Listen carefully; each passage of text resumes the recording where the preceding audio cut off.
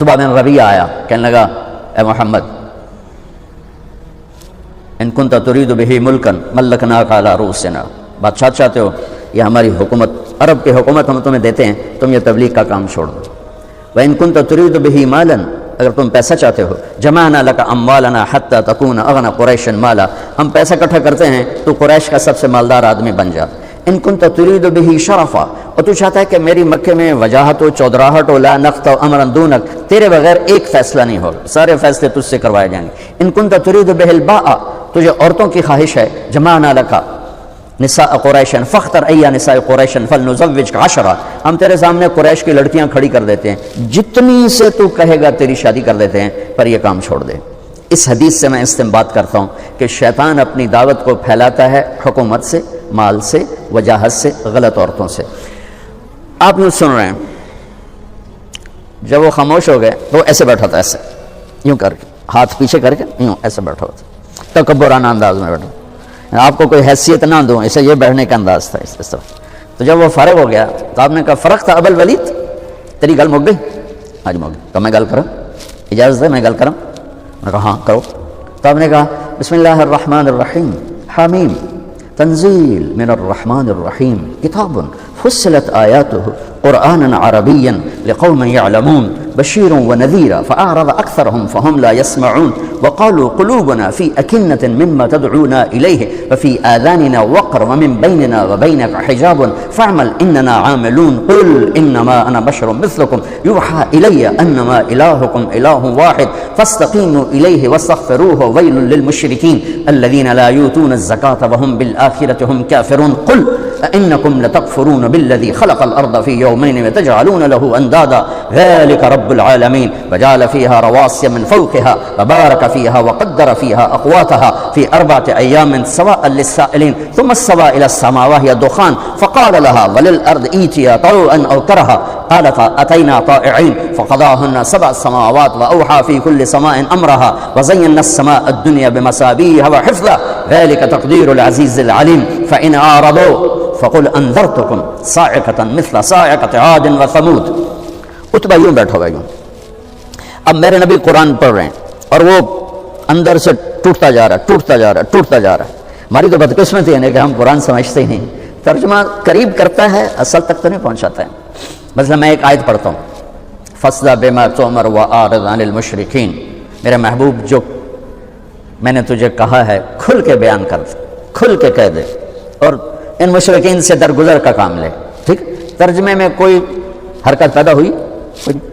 ابو عبید یہ تلاوت کر رہے ہیں، اس آیت پر گزرے، ایک بدو اونٹ پہ گزر رہا تھا، اونٹ پہ، اس آیت کو سن کر دھڑم نیچے گرا اور سجدہ میں چلا گیا، سجدہ میں چلا گیا۔ ابو عبید کہنے لگے اوے وہ کیا کر رہے ہیں؟ کہ یہ جو تو نے کلام پڑھا ہے نا، فاصدع بما تؤمر، اس کو سجدہ کر رہا۔ ایک کیا اس میں ہے؟ وہ عرب جانتا تھا جس نے ان کو ہلا کے رکھ دیا۔ تو اس میں یہ سورہ حامیم سجدہ میں میرے نبی نے کیا کر دیا یہ عتبہ جانتا ہے، ہم نہیں جانتے اہل زبان۔ تو جب آپ یہاں پہنچے نا فَإِنْ أَعْرَضُوا فَقُلْ أَنذَرْتُكُمْ صَاعِقَةً مِثْلَ صَاعِقَةِ عَادٍ وَثَمُودَ، نہیں مانتے ہو تو تیار ہو جاؤ، عاد و سمود کی بجلیاں تم پر کڑکنے والی ہیں، تم پر گرنے والی ہیں۔ تو وہ یہاں یوں بیٹھا تھا، اس نے یہیں سے یوں جمپ کیا، ایسے انہی ہاتھوں سے یوں جمپ کر کے اللہ کے نبی کے منہ پر جا کر دونوں ہاتھ یوں رکھے، ایسے رکھے، کہ ناشدتک الرحم، تجھے رشتہ داری کی قسم آگے کچھ نہ کہنا، آگے کچھ نہ کہنا، دونوں ہاتھوں سے منہ بند کر دیا کہ آگے کچھ نہ کہنا، اور ایسے کانپتا ہوا اٹھا۔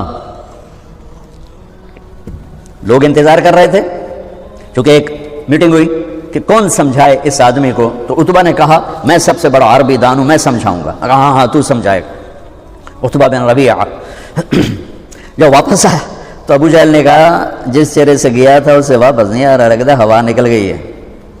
تو وہاں کر کہنے لگا یا معاشر قریش اطیعونی اليوم وعصونی فیما بعدا، ارے اہل مکہ قریش، اللہ کے واسطے آج میری مان لو، پھر کبھی نہ ماننا۔ اس شخص کو کچھ نہ کہو، کچھ نہ کہو، کچھ نہ کہو۔ یہ تمہیں عاد و سمود کی بجلیوں کی کڑک سے ڈرا رہا ہے، اور تمہیں پتہ ہے محمد جب بولتا ہے تو جھوٹ نہیں بولتا، ان محمدا اذا قال لم یکذب، جب وہ بولتا ہے تو جھوٹ کبھی نہیں بولتا۔ گواہی پھر کہنے لگا کہ تمہیں پتہ ہے میں شاعر بھی ہوں، نظم و نثر کا بھی بادشاہ ہوں، سحر کی بھول بھلیوں کو بھی جانتا ہوں، پر وہ ایسا کلام تھا جو نہ شعر تھا، نہ سحر تھا، نہ نظم تھا، وہ نثر تھا، پتہ نہیں وہ کیا تھا، پتہ نہیں وہ کیا تھا۔ جو میں نے آپ کو دو نمونے بتائے ہیں کہ باطل کیسے چلتا ہے اور حق کیسے چلتا ہے، دونوں کے پیچھے وحی ہے، دونوں کے پیچھے دعوت ہے، اور دونوں کے پیچھے قربان ہو جانے والی محنت ہے، قربان ہو جانے والی محنت ہے۔ چونکہ دنیا دار الاسباب ہے، اللہ چاہتا تو ایک دم خود ہی سب کو بیٹھے بیٹھے کلمہ پڑھا دیتا، دنیا دار الاسباب ہے، اللہ چاہتا تو اپنے نبی کو جبریل کے پر پہ بٹھاتا اور مدینے پہنچا دیتا۔ کس مشقت سے گزروایا، غار ثور میں کیسے چھپایا، پھر راستے کیسے بدلوائے، ایک کافر کو راہبر بنا کے۔ عبداللہ بن اریقط اس وقت مسلمان بھی نہیں تھا جب اللہ کے نبی کو لے کر مدینے تک پہنچا ہے، اور ان کے اسلام کی تصدیق بھی کوئی نہیں ہے کہ بعد میں انہوں نے کلمہ پڑھا یا نہیں پڑھا، اس کا بھی نہیں پتا۔ اسباب کی دنیا میں اسباب کی رعایت اللہ نے اپنے نبیوں سے کروائی، اپنے محبوب سے کروائی، وہ پوری کروائی، چونکہ آپ کا عمل سنت بننے والا ہے قیامت تک کے لیے۔ تو آپ ہر موقع پہ ضعف ہو تو کیا کرنا ہے، طاقت ہو تو کیا کرنا ہے، مجمع ہو تو کیا کرنا ہے، فرد ہو تو کیا کرنا ہے، پوری زندگی میرے نبی کی ایک نمونہ ہے۔ تو آپ رات جس شعبے سے تعلق رکھتے ہیں یہ بہت سینسٹیو، بہت حساس، بہت نازک اور بہت عظیم ہے۔ ایک حدیث سناتا ہوں، قیامت کے دن اللہ تعالیٰ فرمائیں گے یا ابن آدم مرضت فلم تعدنی، میرے بندے میں بیمار تھا تو نے میرا حال ہی نہ پوچھا۔ وہ کہے گا یا اللہ کیف اعودک وانت رب العالمین، یا اللہ تیرا حال، تو بے عیب، تیرا حال پوچھنے کا کیا مطلب ہے؟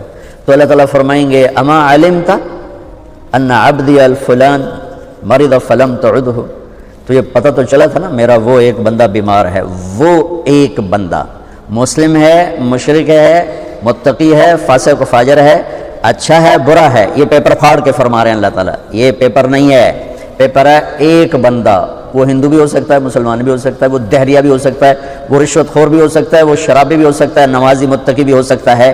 میرا رب یوں انسان کو بطور انسان پیش کر رہا ہے کہ وہ ایک بندہ جو بیمار ہوا تھا اس کا حال پوچھنے کیوں نہیں گئے تھے؟ اگر اس کا حال پوچھتے تو تم میرے پاس اس کا اجر پا لیتے، اور ایسا تھا جیسے تم نے میرا حال پوچھا۔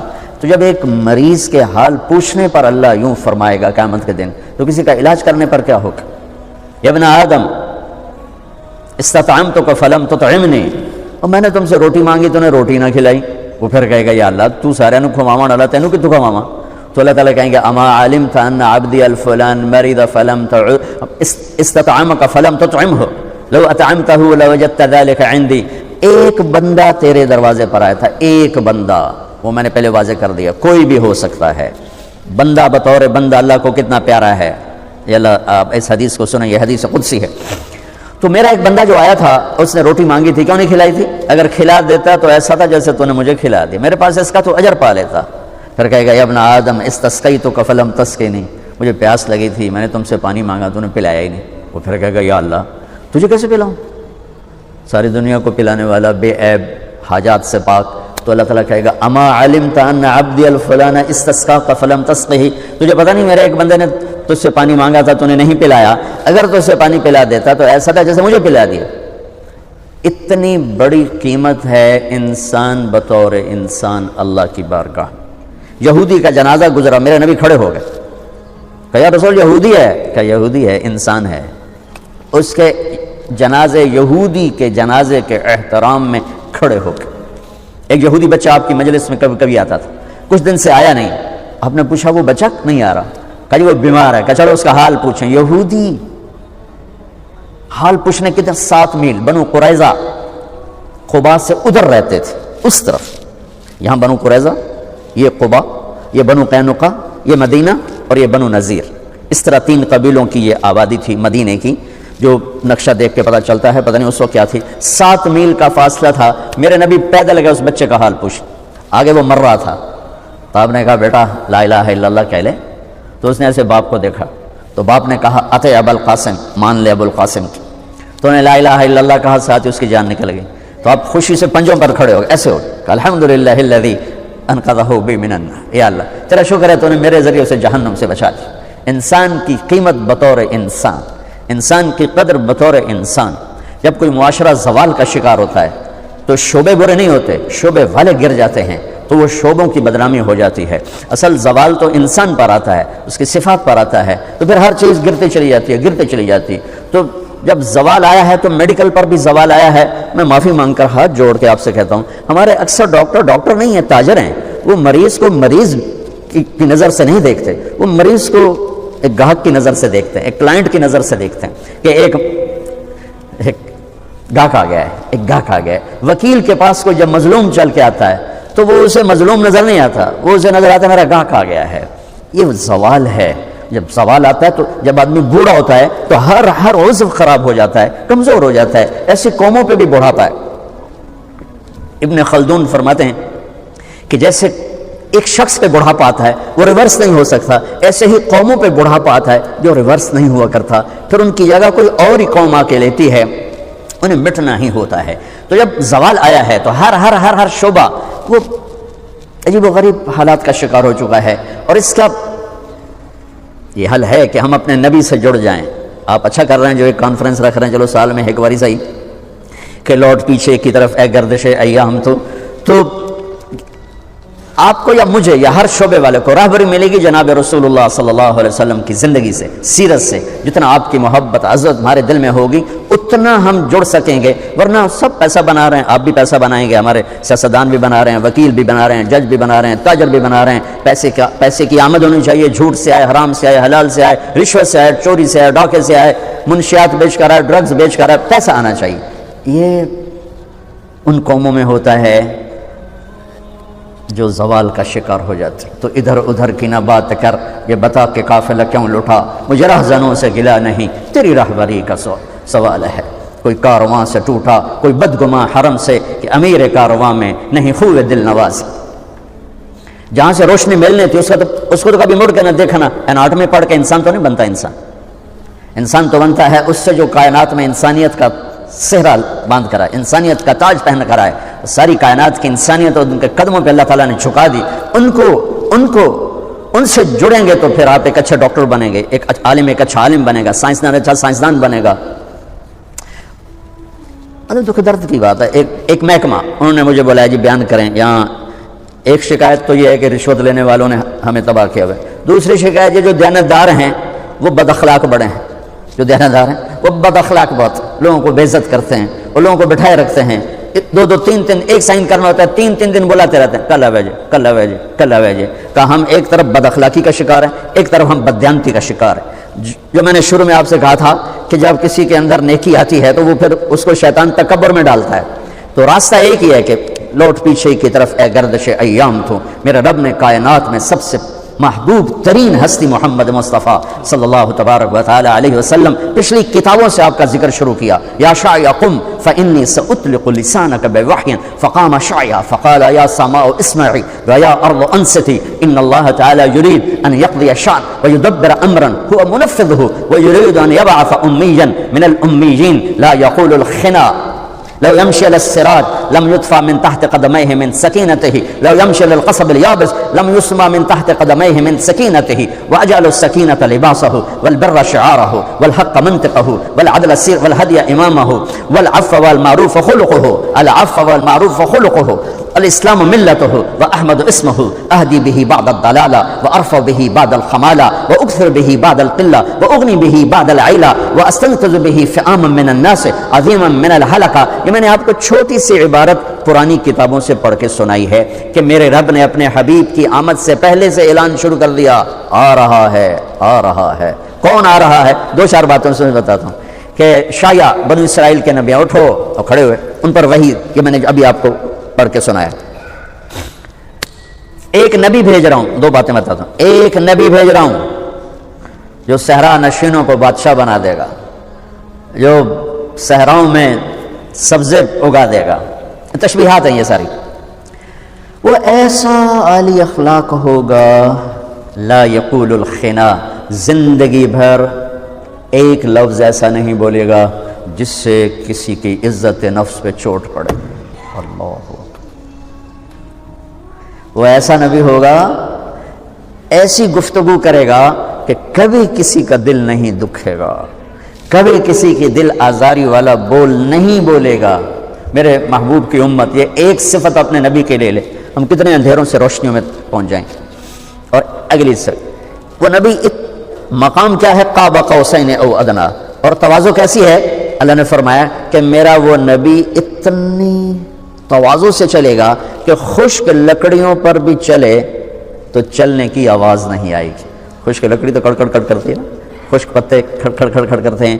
میرے اللہ کہہ رہے ہیں وہ ایسا نبی ہوگا کہ خشک پتوں خشک لکڑیوں پر بھی چلے تو چلنے کی آواز نہیں آئے گی۔ اللہ اکبر۔ تواضع اس کا لباس ہوگا، نیکی اس کی پہچان ہوگی، حق اس کا بول ہوگا، عدل اس کی سیرت ہوگی، معاف کرنا درگزر کرنا اس کے اخلاق ہوں گے، وعدہ وفا کرنا اس کی طبیعت ہوگی، اسلام اس کا مذہب اور دین اور ملت ہوگا، ہدایت کا وہ امام ہوگا، ہدایت اس کے ذریعے سے پھیلاؤں گا، گمراہوں کو ہدایت ملے گی، تھوڑے زیادہ ہوں گے، غریب مالدار ہوں گے، جہنم میں جانے والے جنت میں جائیں گے۔ یہ پیچھے سے تذکرے چلے آ رہے ہیں کہ ایک ہستی آ رہی، ایک ہستی آ رہی، ایک ہستی آ رہی۔ تھوڑا سا قرآن میں آ جائیں، قرآن میں آ جائیں۔ لقد جاءکم رسول من انفسکم عزیز علیہ ما عنتم حریص علیکم بالمؤمنین رؤوف الرحیم فإن تولوا فقل حسبی اللہ لا الہ الا هو علیہ توکلت وهو رب العرش العظیم۔ یہ سورہ توبہ کی آخری آیت۔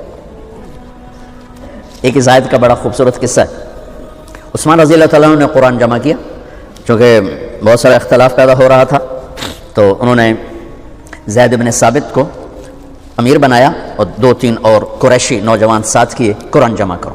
تو زید بن ثابت رضی اللہ تعالیٰ عنہ نے قرآن جمع کرنے کا ایک قانون بنایا کہ صرف وہ آیت میں لکھوں گا کتاب میں جو کم از کم 2 کے پاس لکھی ہوئی ہو۔ اگر کسی کے پاس صرف ایک آدمی کے پاس کوئی آیت لکھی ہوئی ہے تو میں وہ نہیں قبول کروں گا، کم از کم 2 کی گواہی۔ تو 2 3 4 10 ملتے رہے، لکھتے رہے لکھتے رہے لکھتے رہے لکھتے رہے، ایک آیت پہ بات آ کے اڑ گئی، وہ کسی کے پاس نہیں تھی، صرف ایک آدمی کے پاس۔ ان کا نام ہے خزیمہ بن ثابت، اور یہ آیت جو میں نے ابھی پڑھی ہے یہ میرے نبی کی شان میں عظیم الشان آیت۔ ویسے تو سارا قرآن بھرا پڑا ہے، والنجم اذا ہوا ما ضل صاحبکم وما غوا وما ينطق عن الهوى ان هو الا وحی یوحى علمه شدید القوى ذو مرة فاستوى وهو بالافق الاعلى ثم دنا فتدلى فكان قاب قوسين او ادنى فاوحى الى عبده ما اوحى ما كذب الفؤاد ما راى افتمارونه على ما يرى ولقد رآه نزلة اخرى عند سدرة المنتهى عندها جنة المأوى اذ يغشى السدرة ما يغشى ما زاغ البصر وما طغى لقد رأى من آيات ربه الكبرى تبارك الذي نزل الفرقان على عبده ليكون للعالمين نذيرا يا أيها النبي إنا أرسلناك شاهدا ومبشرا ونذيرا وداعيا إلى الله بإذنه والسراجا منيرا يا أيها المزمل قم الليل إلا قليلا يا أيها المدثر قم فأنذر وربك فكبر وثيابك فطاهر والرجز فاهجر ولا تمنن تستكثر ولربك فاصبر يا أيها الرسول بلغ ما أنزل إليك من ربك وإن لم تفعل فما بلغت رسالته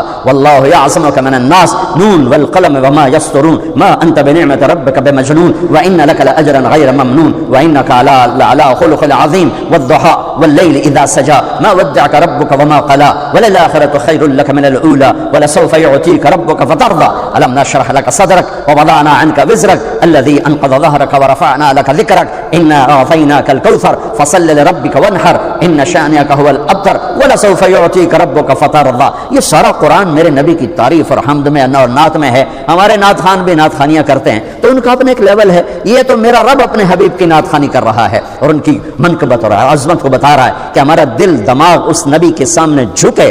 تو میں اس آیت کو بتا رہا تھا کہ یہ ایک آیت ہے جو میرے نبی کی شان میں بہت زبردست ہے۔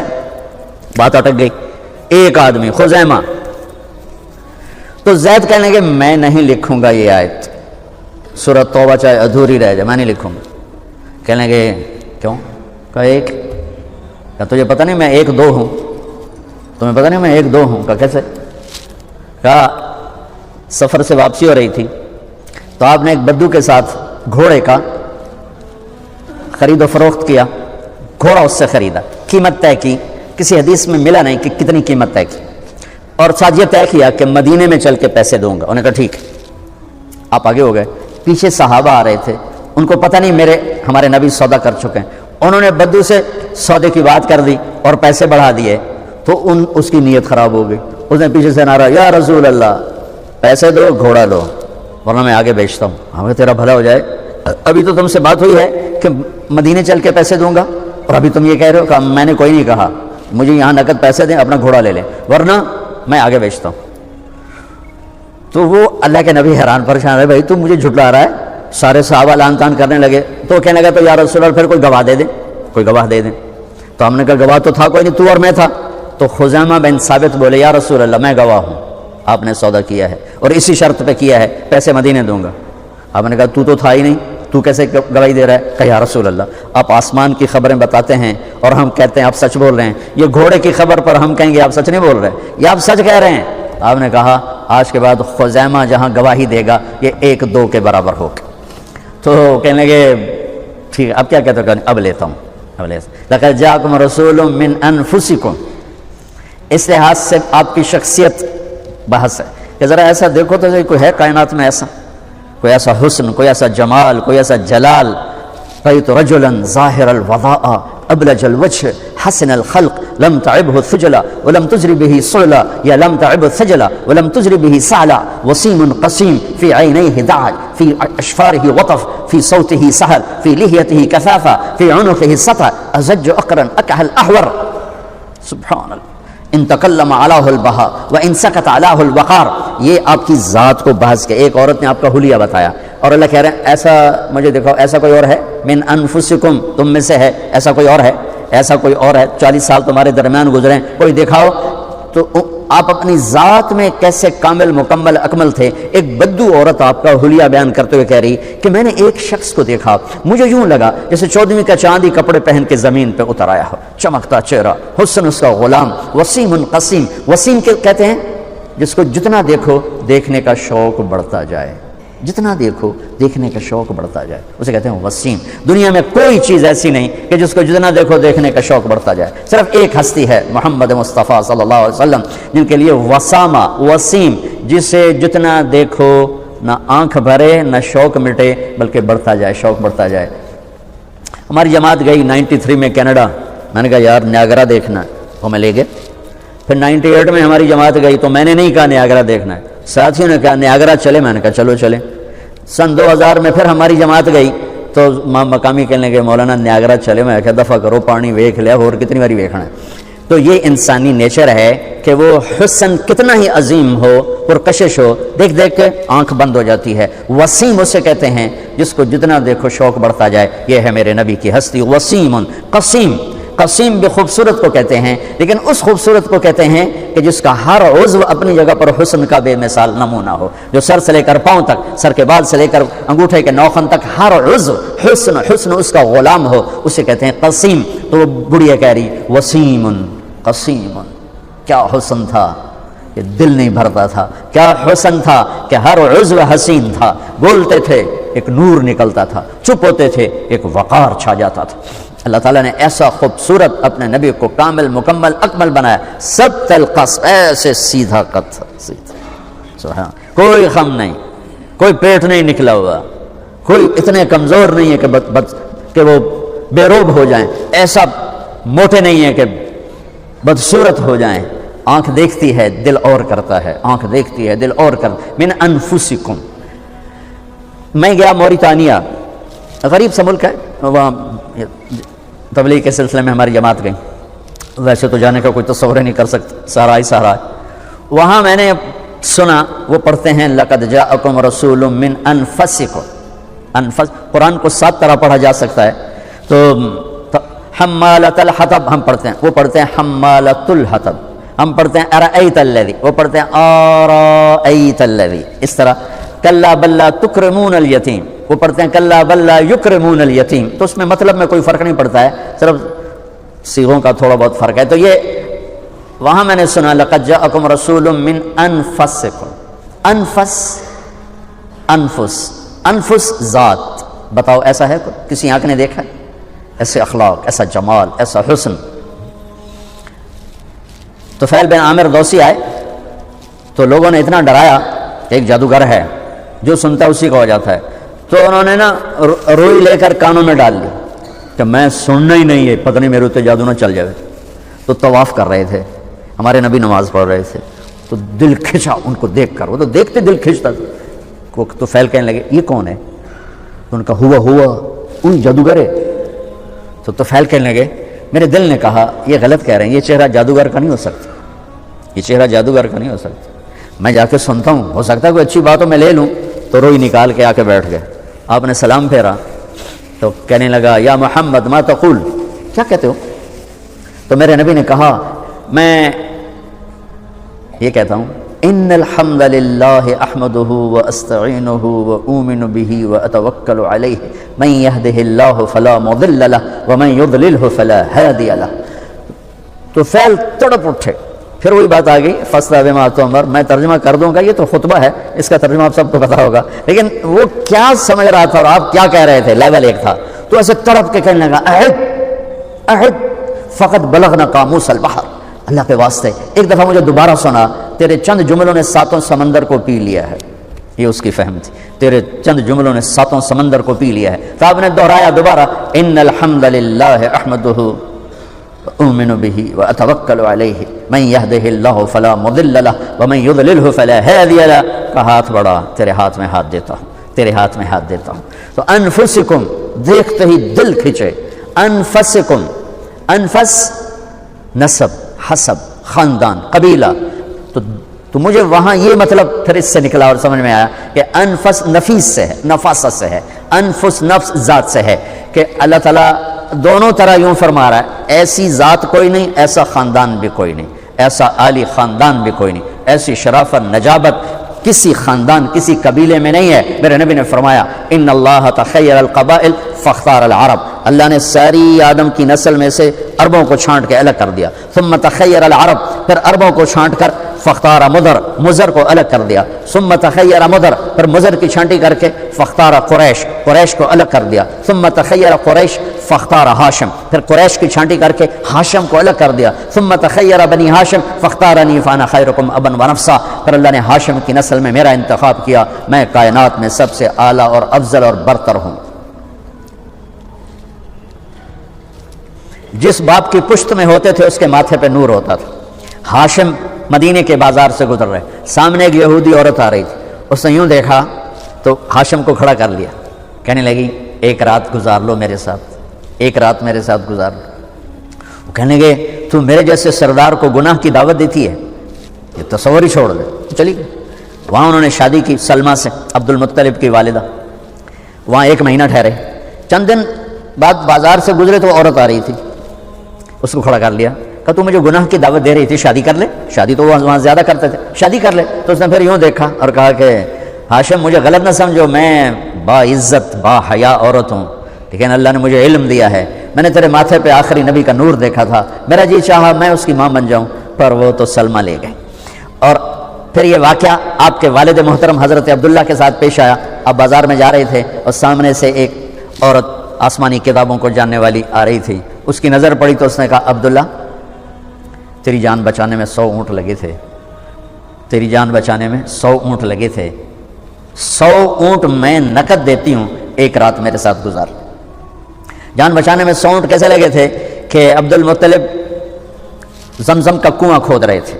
بنو جرہم جب ان کو بنو خزاعہ نے شکست دی تو انہیں زمزم کا کنواں پتھروں سے بند کر کے اوپر سے مٹا دیا نشان. تو 300 سال زمزم کا کنواں بے نشان تھا. بنو خزاعہ سے جب قصی نے حکومت چھینی، قصی جو آپ کے پردادوں میں سے ایک آتا ہے، تو قصی بن کلاب، تو اس کے بعد عبد المطلب جب سردار بنے تو ان کو خواب آیا کہ پاک پانی نکالو. پھر اگلے دن خواب آیا پاک پانی نکالو. پھر اگلے دن خواب آیا پاک پانی نکالو. تو تیسرے دن یہ کہتے ہیں کدھر ہے پاک پانی؟ تو آواز آئی صبح حرم میں بیٹھو، ایک کوا آئے گا، ایک جگہ زمین پہ 3 دفعہ ٹھونک مارے گا، وہاں وہ پاک پانی ہے. تو اگلے دن حرم میں آ کے بیٹھے، کوا آیا، ٹک ٹک ٹک ٹک اڑ گیا.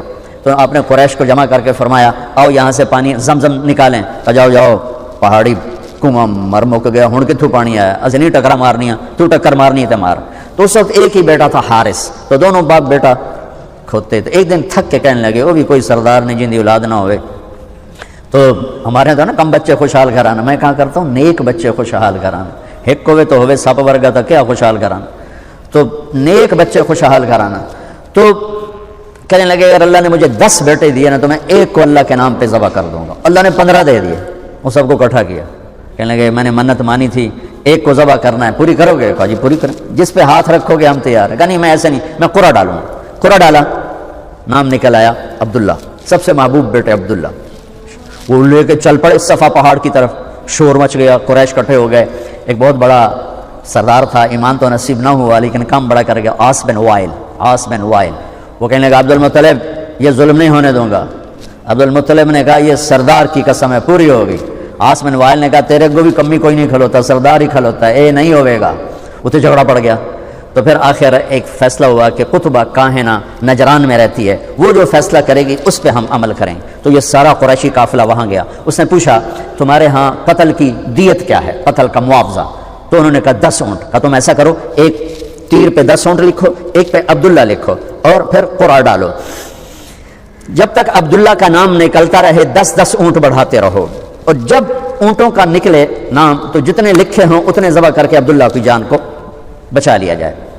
سارا قافلہ واپس، اور وہ قرآن اندازی ہوتی تھی تیر پر لکھا 10 اونٹ اور ادھر لکھا عبداللہ، اور ایک آدمی مخصوص ہوتا تھا جو اس نے ترکش کو یوں گھما کے یوں جھٹکا دینا ہوتا تھا، ایک چھوٹا سا سوراخ ہوتا تھا اس سے تیر نکلتا تھا، تو اس نے جھٹکا دیا، جو تیر نکلا عبداللہ۔ عبد المطلب نے 100 اونٹ پہلے کھڑے کر دیے تھے تو 10 ادھر کھڑے کر دیے تھے، جب عبداللہ نکلا تو 10 ادھر کر دیے، پھر جھٹکا دیا عبداللہ، 10 اور کر دیے، 30 ہو گئے، پھر جھٹکا دیا عبداللہ، 40 ہو گئے، پھر جھٹکا دیا عبداللہ، 50 ہو گئے، پھر جھٹکا دیا عبداللہ، 60 ہو گئے، پھر کیا 70 ہو گئے، پھر کیا 80 ہو گئے، پھر 90 ہو گئے، 100۔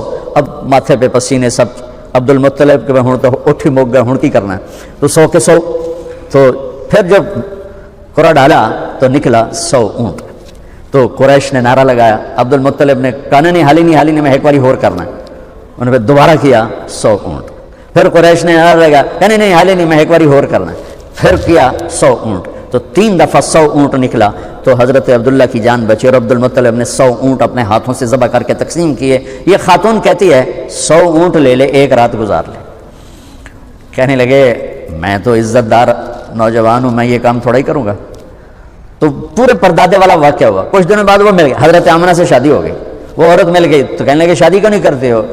اس نے وہی بات دہرائی کہ مجھے فاحشہ نہ سمجھو، میں بہت عزت دار ہوں، تیرے ماتھے پر نور نبوت تھا، وہ آمنہ کے پیٹ میں چلا گیا، اب مجھے کوئی ضرورت کوئی نہیں۔ من انفسکم لقد جاءکم رسول من انفسکم، عالی اس سے بڑا خاندان کوئی نہیں، اس سے بڑا نسب کوئی نہیں، اس سے بڑا حسب کوئی نہیں، اور یہ واحد محمد مصطفیٰ ہیں جن کا نسب آدم علیہ السلام تک چلتا ہے۔ محمد بن عبداللہ بن عبد المطلب بن ہاشم بن عبد مناف بن قصی بن کلاب بن مرہ بن کعب بن لوی بن غالب بن فہر بن مالک بن نضر بن کنانہ بن خزیمہ بن مدرکہ بن الیاس بن مضر بن نزار بن معد بن عدنان بن عود بن حمیسہ بن سلیمان بن عوس بن بوز بن قموال بن عبی بن عوام بن ناشد بن حزا بن بلداس بن یدلاف بن طابخ بن جاحم بن ناحش بن ماخی بن عیفی بن عبقر بن عبید بن الدعاء بن حمدان بن سمر بن یثربی بن یحزن بن یلحن بن ارعوہ بن عیدی بن زیشان بن عیسر بن اغناد بن ایہام بن مقصر بن ناحد بن زارب بن سمی بن مزی بن عوق بن عرام بن قیدار بن اسماعیل بن ابراہیم بن آدر بن ناحور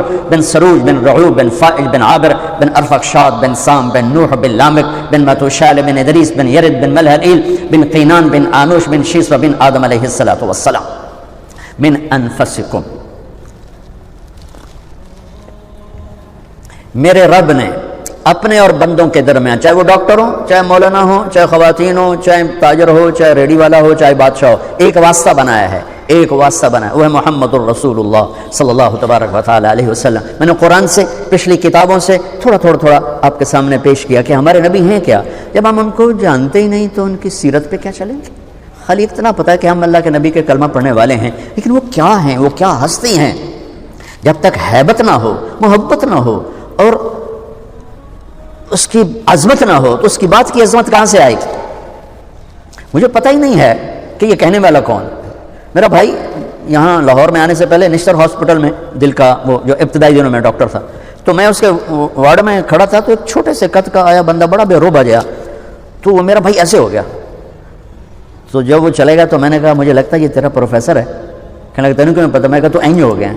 حالانکہ بندہ تو بڑا بے روبہ ہے, چھوٹا جا. جس کا روب ہوتا ہے, جس کی عظمت ہوتی ہے, اسی کی اطاعت ہوتی. ہم جانتے, ہمارے تذکر ہی نہیں کہ ہمارے نبی, آپ کو اپنے وہ کیا ہسپتال سے کلینک سے ہسپتال سے کلینک, تو تھوڑا اور بھی دکھ ہے زمانے میں محبت کے سوا, راحتیں اور بھی ہیں وصل کی راحت کے سوا. فیصل آباد میں SSP آیا, 4 مہینے لگا رہا تھا تبلیغ میں. تو عبد الخالق, میں نے اس سے کہا جو یہاں کا SSP ہے نا فیصل آباد کا, ظفر عباس لک, وہ میرا اسکول سینٹرل ماڈل اسکول کا ساتھی ہے اور وہ میرا روم فیلو بھی ہے, چلو تو میں ملاتا ہوں. کہا چلو. وہ کہنے لگا میرا بیچ میٹ ہے, چلو ملتے ہیں. تو ہم مسجد سے نکلے, پولیس لائن کا ایک دروازہ سامنے تھا پولیس کے لیے, اور ایک عوام کے لیے تھا ذرا, وہ پھر 1 کلومیٹر کا چکر پڑتا تھا. تو ہم سیدھے وہاں چلے گئے. تو پولیس والے نے دیکھا 2 صوفی آ رہے ہیں, ٹھیک ہے, اس کو نہیں پتا کہ یہ SSP آ رہا ہے. اس نے کہا 2 مولوی, 2 مندیاں ٹوپیاں, 2 مندیاں داڑیاں. اس نے عبد الخالق نے کہا بھائی دروازہ کھولو. وہ ایسے کھڑا, کہنے لگا تو آؤ. اسے کیا پتا یہ کیڑی بلا کھلو. اس نے پھر کہا بھائی تیری بڑی مہربانی, دروازہ کھول دے. کہنے لگا سنیا نہیں, وہ تو آؤ. جون کا مہینہ, گرمی شدید. اس نے پھر کہا بھائی تیری بڑی مہربانی, گرمی ہے, دروازہ کھول دے. کہا صوفی صاحب سنیا نہیں تھی, تو آؤ. اب دیکھو تالا لگا ہے, میرے کو چابی کوئی نہیں. پھر وہ مجبور ہو گیا. انہوں نے کہا میں عبد الخالق SSP. انہوں نے کہا سر, وہ دل کرے سجدہ کرا, کیونکہ ہوں پتہ لگ گیا کہ یہ تو مینوں ڈسمس بھی کر سکتا, یہ تو میرا سارا کیریئر تباہ کر سکتا ہے. انہوں نے کہا سر, انہیں کانپتے ہاتھوں سے چابی نکالی, تالا کھولا, وہ کبھی آگے کبھی پیچھے, کبھی آگے کبھی پیچھے. میں کہہ لگا آج ایک سبق تو پتہ لگ گیا, ڈھیر ساری چیزاں کتاباں تو نہیں لب دیاں, زندگی کے تجربات تو لب دیاں. میں کہ جب تک حاکم کی عظمت نہیں ہوگی حکم کی عظمت کبھی نہیں آئے گی. تو ہمارا المیہ یہ ہے کہ ہمارے اندر عظمت مصطفیٰ ہی نہیں ہے, تو پھر اطاعت کیسے آئی؟ شکر ہم ایمان والے ہیں, اللہ کا لاکھ لاکھ شکر ہے. اور عظمت ہے, وہ درجہ نہیں جو اطاعت پہ جھکا دے, وہ درجہ نہیں ہے جو اطاعت پہ جھکا دے. جس کو اللہ خوش کرنے کی وَلَا سَوْفَ يُعْطِيكَ رَبُّكَ فَتَرْضَىٰ, پوری کائنات سے کہتا ہے مجھے راضی کرو, اور خود کہتا ہے میرے محبوب میں نے آپ کو راضی کرنا ہے. تو اللہ کے نبی کی سیرت, بھائیو معذرت چاہتا ہوں, اگر آپ صرف 1 سال کی کانفرنس سے ڈاکٹر بنے ہو تو پھر شاید مجھے بھی امید ہے کہ 1 گھنٹے کی بعد سے سیرت مصطفیٰ کا تاثر بھی قائم ہو جائے گا. یہ جیسے یہ ناممکن ہے کہ آپ ایک فن میں زندگی کھپائے بغیر نہیں کمال کو پہنچے, ایسے ہی سیرت مصطفیٰ اور محبت مصطفیٰ وہ بھی ایک سفر ہے زندگی کا, جس میں کھپے بغیر ہم اس مقام پر نہیں پہنچ سکتے جس پر جا کر زندگی اطاعت میں ڈھل جاتی ہے, محبت میں ڈھل جاتی ہے. حضرت عمر رضی اللہ عنہ, میرے نبی جا رہے تھے کٹھے, میرے نبی کو ٹھوکر لگ گئی. ٹھوکر لگ گئی آپ کے انتقال کے بعد, جب عمر وہاں سے گزرتے تو ٹھوکر کھاتے. وہ کہتے اتنے شاید اپنا ہی کوئی نہیں, تو ٹھوکر کیوں کھا رہے ہو؟ کہ یہاں میرے نبی نے ٹھوکر کھائی تھی, جب میں بھی ٹھوکر کھاتا.